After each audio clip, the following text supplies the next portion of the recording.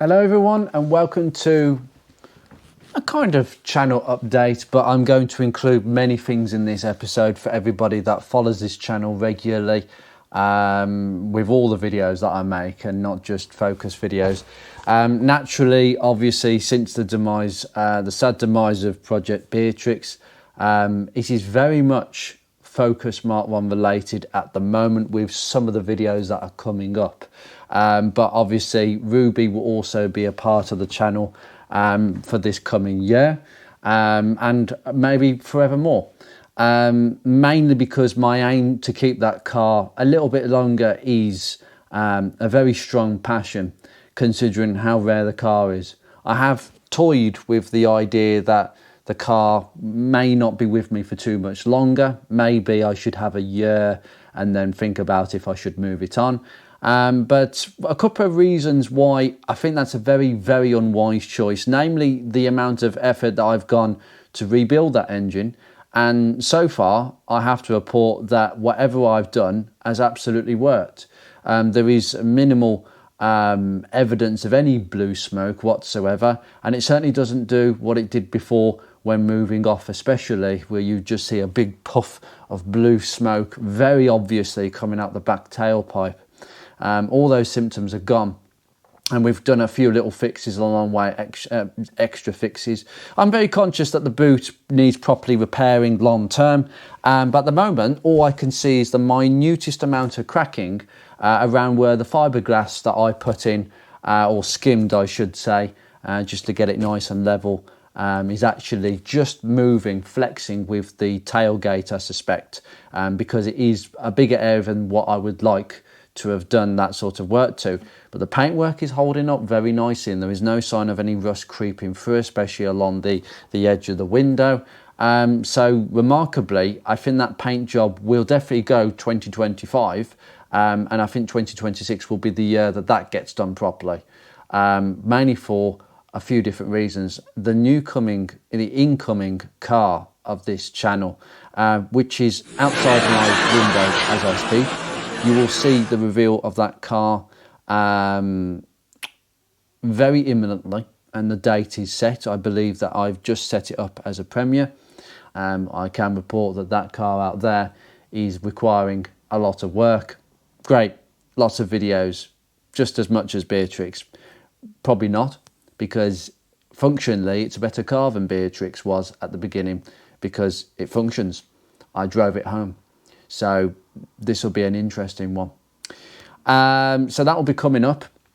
But yes, as far as Mark 1 content, we're top heavy with Mark 1 content, and that's what this channel is geared towards, the Ford Focus Mark 1 Preservation Club, which again, parallel to the channel, which my channel has still been slowly growing with subscribers, which I'm really pleased about, but that's not the ultimate aim. The ultimate aim is to make videos that are going to be useful to people in the long run, because as much as, you know, it's good to make entertaining videos once every so often, and make show videos as well. I like to make videos that are very much a parallel with my professional job, which is to actually teach this kind of stuff. And I do teach car maintenance classes, and not in a basic way, nothing like, you know, how to change a wheel.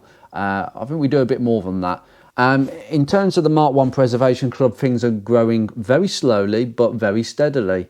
Naturally, being a very niche car club, catering for one model only, and in a very traditional standpoint of originality. The classic car world is full of originality, because that's where the nostalgia is. That's what keeps the memories going, and that's what people get nostalgic about. And nostalgia is the most powerful thing in the classic car world, and it's what makes people do some ridiculous things and make some ridiculous decisions to most people, but to us it's completely understandable. And the Mark 1 Focus Preservation Club might be a modern car club in terms of the car is a modern classic, but the actual ethos of the club is rather classic in the way that we set out things. And yes, we're quite regimental in the way we go about things. You know, we don't accept modifications. You could be the loveliest person on the planet, but unfortunately, if your car is modified quite significantly, then it goes against the ethos of the club. And for me, it's the preservation of originality, not the preservation of modifications. In fact, my argument is you can't preserve modifications. You can only modify or preserve. You either do one of them. You can't do both of them, really. I know that some people would argue the toss on that one, but each their own. At the end of the day, the modifying world has their own little world, and I've got my own little world, and we've got our own little world in the community for those who are part of the club. And I hope that next year it will become an official club. At the moment, it's just sort of a social club that has a Facebook output, but I'm hoping that will change in the future, given time and resources, put it that way. It is difficult starting a club, but there are many people that are enthusiastic enough. In terms of the events, there are 5 events for the club, scattered around the UK, one in Scotland, one in Wales, one in the north, one in the Midlands, naturally, and one in the south. I'll try to get to all 5. That is my intention. And we shall see what members can turn up to these events. And based off the attendance from all these events, I'm hoping that in 2026 I can book a massive venue, a one-off invitation for absolutely every single member, to try and get the most amount of Mark 1s in one place possible. I don't know what sort of venue that will be, possibly quite central, but I hope that will be the plan. But this year it's all about spreading the club's wings and making sure that members have an opportunity of actually meeting other members, myself maybe, and seeing some familiar cars that might have been on my channel, namely other members' cars that have been featured in videos. So it's a chance for people to see that and to feel part of the community. So that's all good, and the club is going very well because of it. In terms of everything else, I don't think there's anything else really. Next. Obviously this links in with the, obviously I've got the new acquisition outside, 50 Shades. Well, there are videos coming up that I filmed around Christmas, and Christmas was a difficult time of the year, not because of finances or anything, but because there is a series of videos that will be coming up on 50 Shades where it was sort of 10 steps forward, 9 steps back, and it felt like I'd done a lot of work for absolutely no reason whatsoever, no fault of my own, but it will show you the reality of actually you can do all the planning in the world, but sometimes the plan just doesn't execute properly.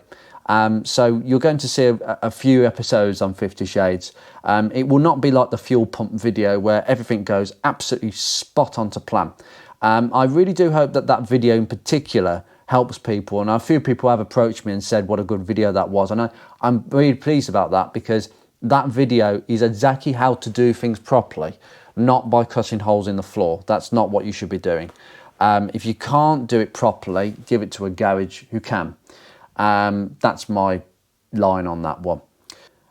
It turns out that actually I've got too many videos coming out, so you're getting a video once every 4 days or something like that. Oh, it's like the good old days. Well, maybe not once every day like I used to kill myself doing.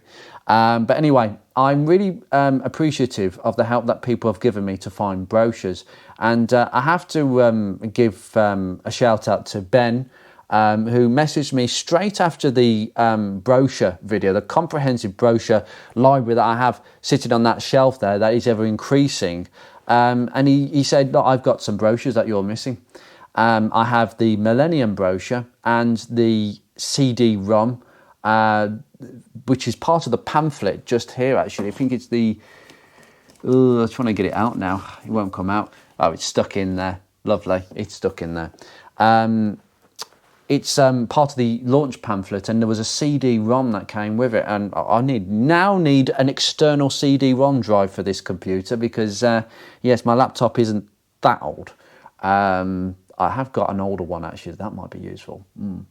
But thanks to Ben's generosity, he has decided that, he doesn't need them, and he didn't want me to pay for it at all. And I hope Ben appreciates the generosity that he has given, because these brochures they might be my brochures, but They are for the community. So eventually, in one of the events, I will lay on these brochures in a nice gazebo.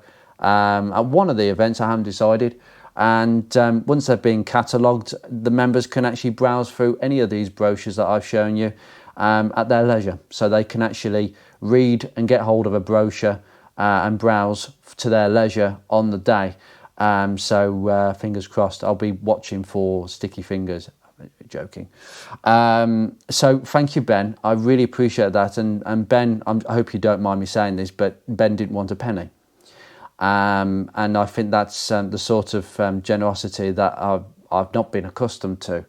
So I really appreciate that, Ben. And you filled some gaps in that library.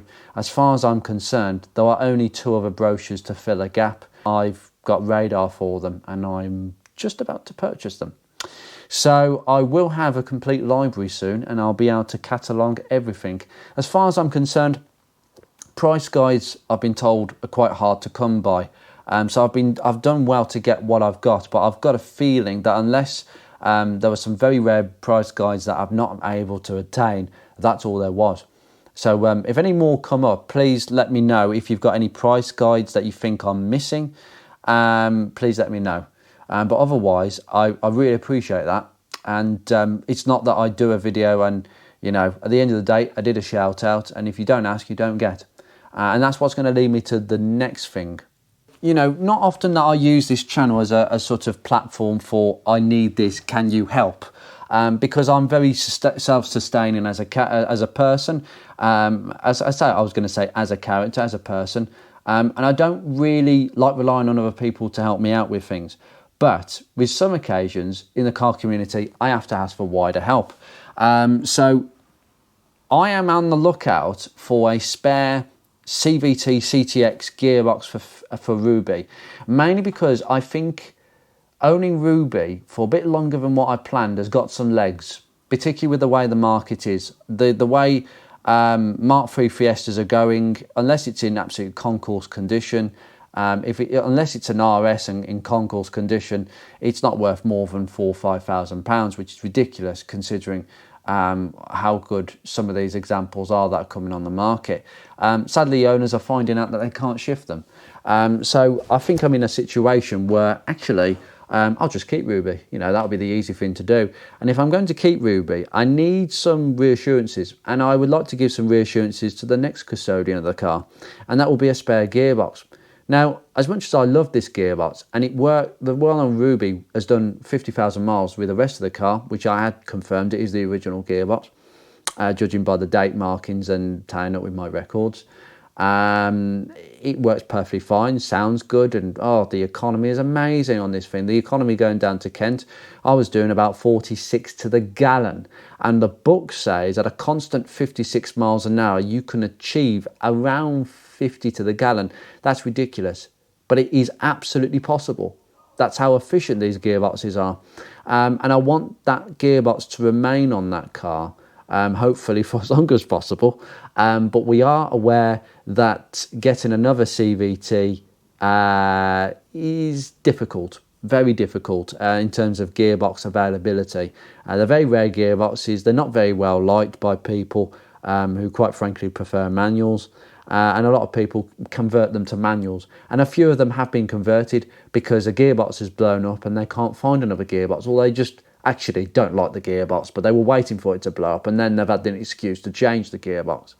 To get another one is proving a very difficult task, and I've had a few options that have possibly arrived on the table, but they aren't very good options. I've been looking at potential options for that have come up. One was a very high mileage one at 75,000 miles, and I just think, I'm not being funny, the highest mileage CVT that a Fiesta or Escort from this age, because the Escort used that same gearbox for a number of years. The highest mileage one I've seen is around 85,000 miles. So on that basis, Ruby's doing pretty well.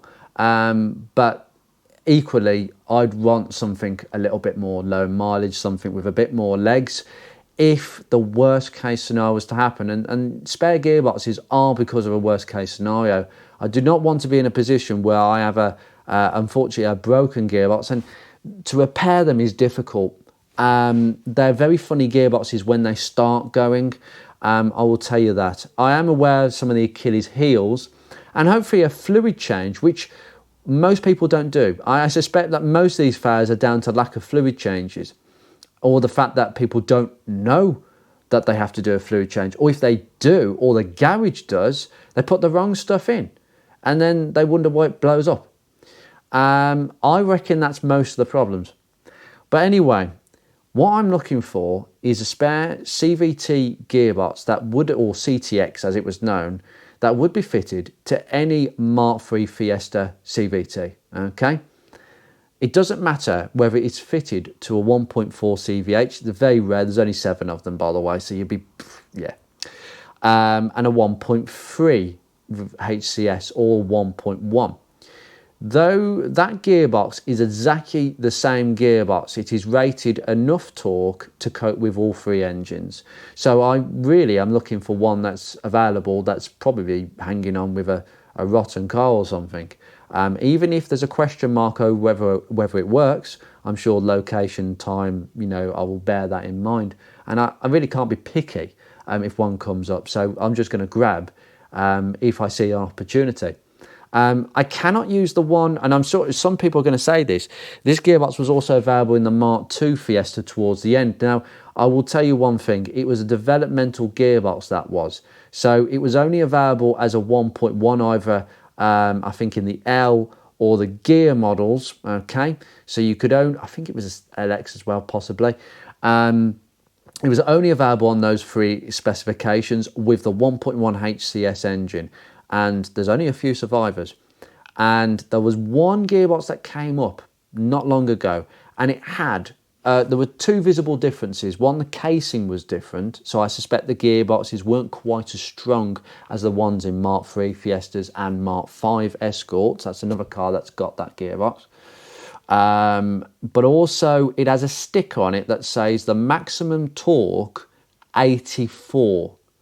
The maximum torque of a 1.1 HCS, oh yes, 86.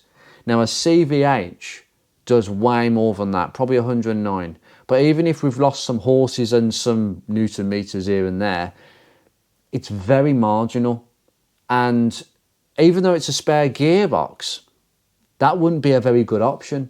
But it would be a option, and I'm sure that I could swap the cables over and everything to make it fit, because it would fit perfectly to the both engines, to be honest, so it can come off any engine. So those are the options. So sorry for rambling on about this, but if there is a Mark III Fiesta with an automatic gearbox, please let me know about it. Put it in the comments, just let me know. I am aware that I have deleted my email address because of an influx of emails all over the place. I have to reduce my workload a little bit, and I've had to streamline my operations.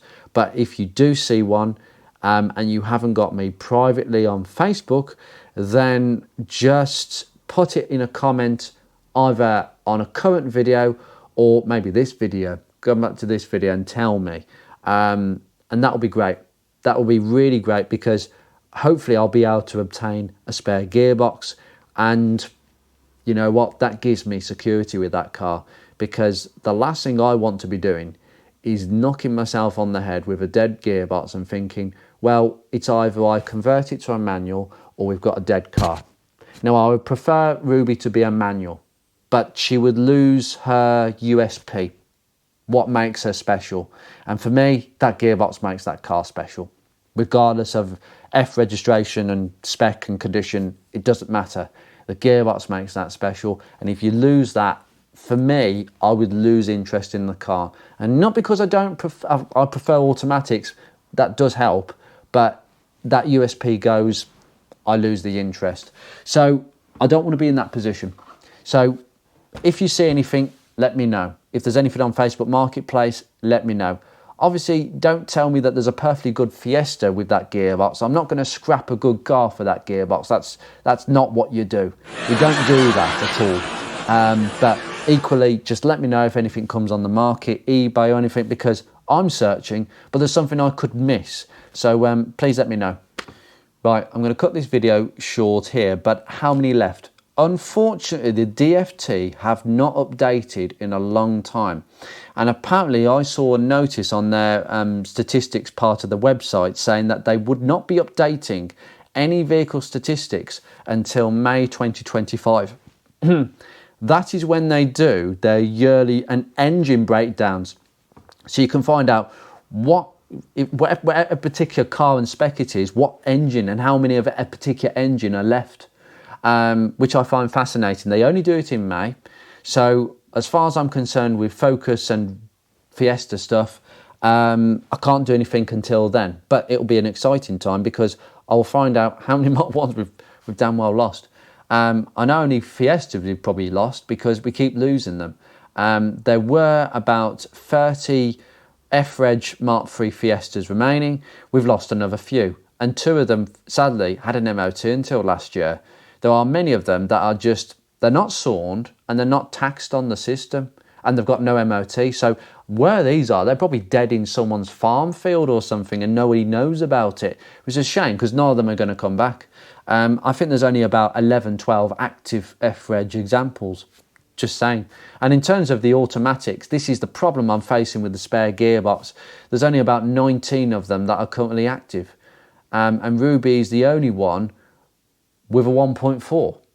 So yes, you can see how what I'm dealing with there. Anyway, I'm going to leave this episode here. I've dealt with some random stuff in this episode. I don't even know what to call this episode, but there were several things that I needed to just update you on and ask for a bit of help, particularly with that gearbox. Just keep your eyes peeled, guys. That's all I ask. Anyway, you take care, guys. I shall see you in another episode very, very shortly. And, well, the new car video, I'm sure you'll be looking forward. Take care.